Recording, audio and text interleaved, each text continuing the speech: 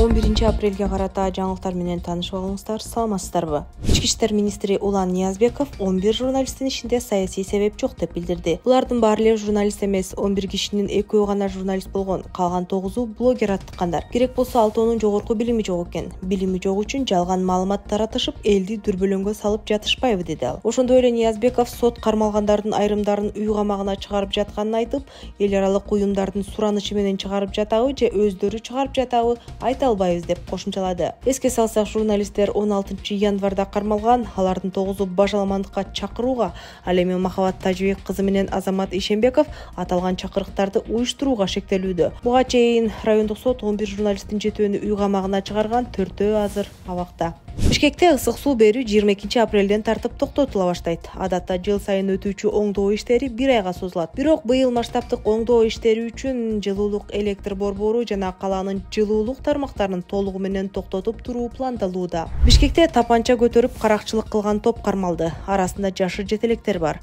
Арыз ээси белгисиз кишилер Лагвиненко көчөсүндө кетип баратканда тапанча менен коркутуп 20 000 сомго бааланган iPhone 12 телефонун жана банк карталарын күчтөп тартып алышканын айткан. Факты боюнча каракчылык беренеси менен иш козголуп, көп өтпөй шектүүлөр колго түшкөн. Кармалгандар 32, 16 жана 18 жаштагы адамдар экени айтылды. Кармоо учурунда шектүүлөрдүн жанынан уюлдук телефон менен белгисиз маркадагы тапанча табылды дешти милициядан. Тергөө уланууда. Жогорку кеңеш бакчалардагы баланын тамагын ата-энеге төлөткөн ченемди четке какты.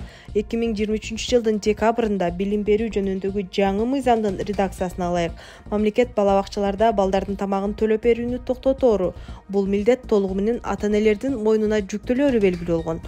Бул маселе кеңири талкууланып, айрым депутаттар бул ченемди жокко чыгарууну талап кылышкан. Буга Минкаптын төрагасынын орун басары Эдил Байсалов бул социалдык адилеттүүлүк маселеси деп жооп берген. Ал бала бакчаларга адатта бардар үй бүлөлөрүнүн балдары барат жана мамлекет аларды өз эсебинен бакканга милдеттүү эмес деп айткан болчу. 11 апрель күнү Бишкекте оор жүк ташыган, бетон куйган автоунаалардын айдоочулары иш таштады.